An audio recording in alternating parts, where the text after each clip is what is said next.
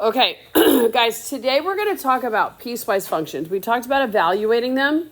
We're going to talk about how to graph them. You guys will not have to graph a piecewise function on your test. Your test on Thursday is 18 multiple choice. What you need to focus on is knowing how to find domain and range, being able to read a graph where interval of increase, decrease, constant, that sort of a thing. Like the domain exclusions, intercepts, parallel perpendicular lines. We're going to show you how to graph piecewise, but this is not going to be on this test. So if you get stuck here or you're kind of confused or something like that, that's okay. We can work on it a little more, but I want you to focus more on the review. As far as the review is concerned, there's 2 different review assignments with a ton of review material in it. There's videos of us working solutions out, that sort of a thing. You guys really need to be working on that over the next couple days. You have to be able to do those things on your own. Not with the solutions open and you kind of like having your hand held through it. You guys need to try to make sure that you completely understand the concepts. It's really important. Tomorrow, I still have makeups. So do the other teachers. So tomorrow I'll give your quizzes back in class. I'll go over them with you, but I can't give them back to you because we still have makeup. So we'll do that tomorrow. But if you guys were asked to evaluate, right? This is what we've done before. We had to evaluate piecewise. All right, guys. So if I asked you, right, we've gone over this. If I said to you, find f of -2 using this piecewise function, how would you figure out how to evaluate this? Which expression would you plug -2 into?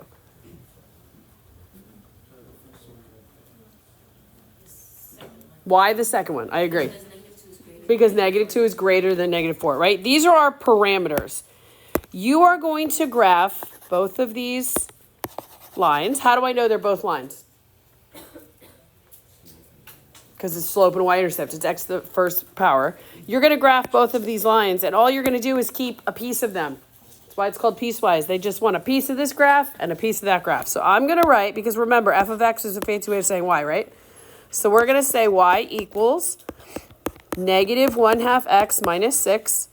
And then in red, I'm going to say y equals x plus 5. I'm going to graph both of these lines on here, but I don't want all of the values on all the lines. From my blue one, I only want the values where x is less than or equal to -4. For my red one, I only want the values where x is greater than -4. So all you're going to be doing is graphing 2 things and erasing parts of each of it. So let's look at the blue one.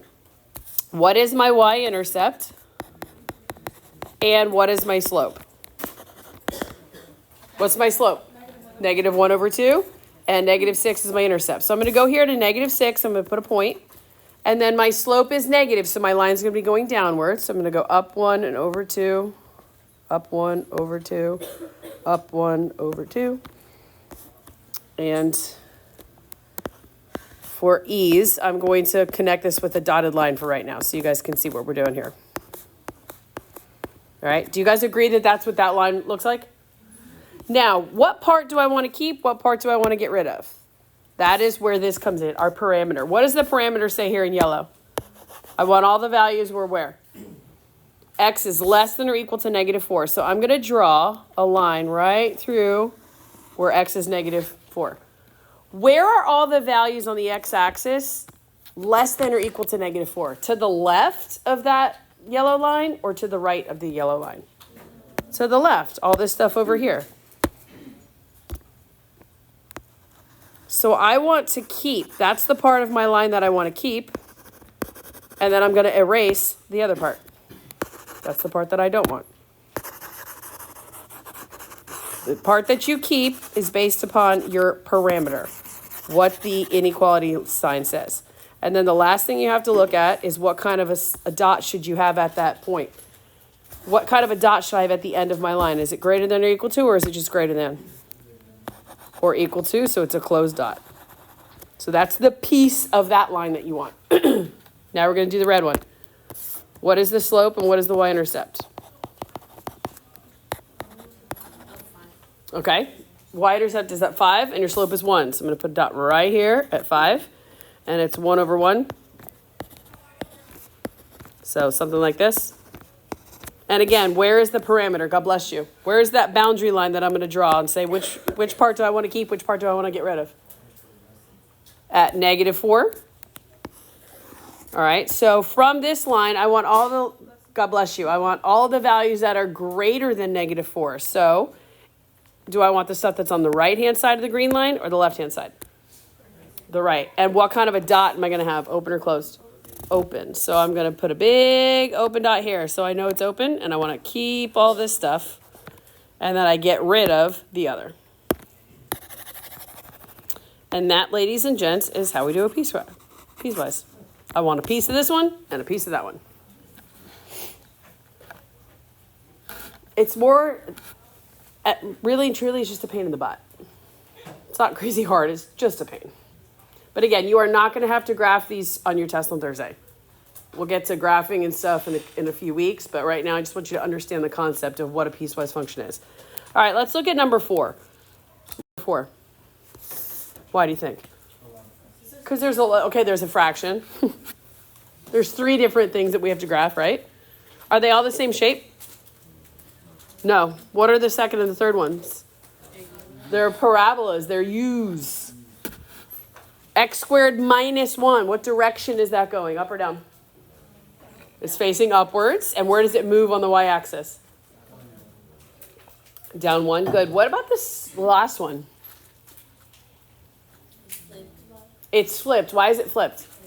Because the negative is in front of x squared. If I were you guys, I would always rewrite them. But so we have 3 different things we're going to graph. I'm going to use, this is my favorite blue. So y equals 2/3 x plus 1. And then I'm going to use red. Y equals x squared minus 1. And then I'll use black. And I'm going to rewrite this. Y equals negative x squared plus 3. All right, so my first blue one is what shape? It's a line, okay. What is my slope and what is my y-intercept? God bless you. So God bless you. My y, I think I said God bless you like 15 times already. So my y-intercept is 1 and my slope is 2/3. So I'm going to go right here to 1. And it's positive, so it's sloping upwards. I'm going to go up 2 and over 3. 1, 2, 3. Down 2 and over 3. 1, 2, 3. All right, just do a little dotted line so we can see.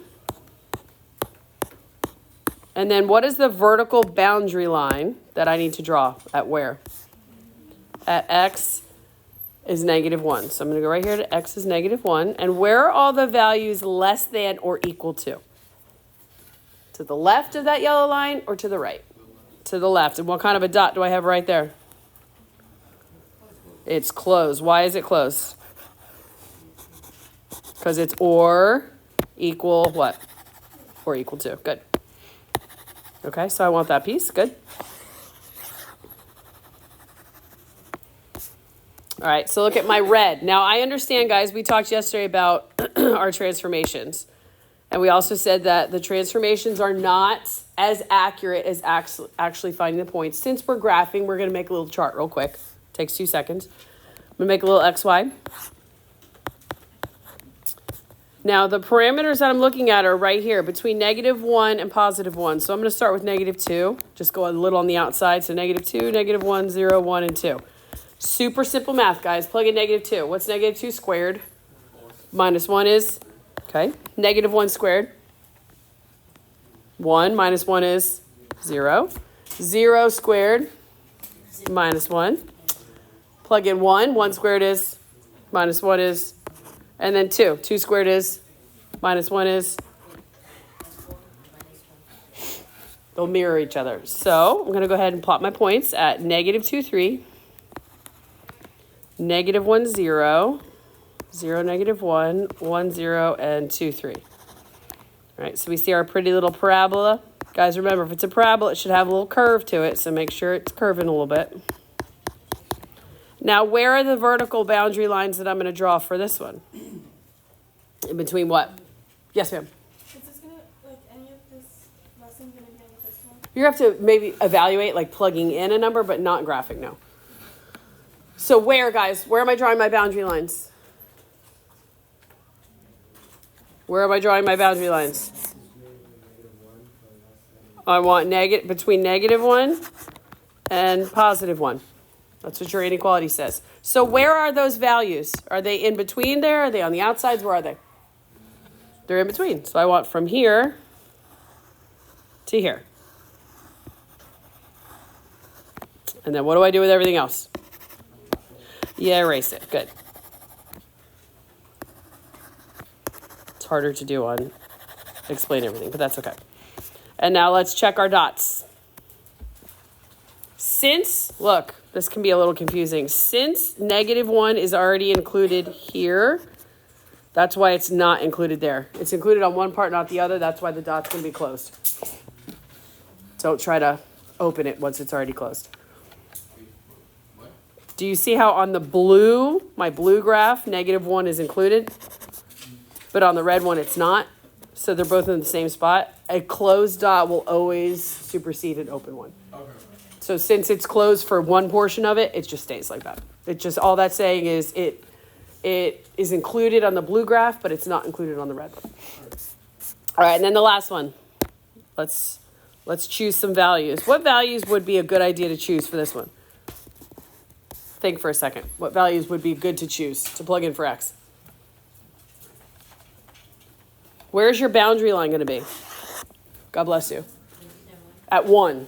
So should we plug in like -6? No, that's way not even on this graph. So I'm just going to plug in, I'll start with 0. I'll do 0, 1, 2, and 3. Just to get really specific points. So if I plug this in, guys, think about it. You have to square the number first, then we multiply by -1. So 0 squared, 0 times -1 is 0, plus 3 is 3. Plug in 1. What's 1 squared? 1 times -1. -1 plus 3. 2. Okay. 2 squared times -1 plus 3. And then 3 squared. 9 times -1. -9 plus 3. -6. All right, so let's plot these points. So 0, 3. 1, 2. 2, -1. And 3, -6. Again, this is a parabola. I know it doesn't look super curvy, but make it kind of curvy because it's a parabola. You don't want to make it a straight line. And then where is that vertical boundary line we're going to draw? At where? At x is 1, okay? So where, guys, do I want to keep? I want all the stuff where the x values are greater than 1. So I want to keep everything to the right. There you go. So bloop, like this.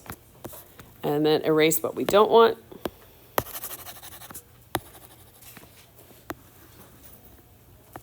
Oops.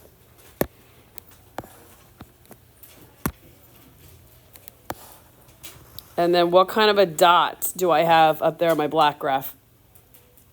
Open. How come it's open? Because it's not or equal to. So go ahead and make sure you can see that it's open. So there is your piecewise function for these three. Right? I want a piece of the red, a piece of the blue, a piece of the black. That's what a piecewise function looks like. Again, you do not have to graph any of these by hand on your test on Thursday. Your test Thursday is 18 multiple choice questions. So what I want you to focus on now, guys, is the review stuff. Focus on the review stuff. Tomorrow in class, ask me questions. I'm not going to go through every single question on the review. I'm going to say, hey, what do you guys have questions on? How can I help you? And I'll also go over the quizzes with you tomorrow. Sound good? Okay.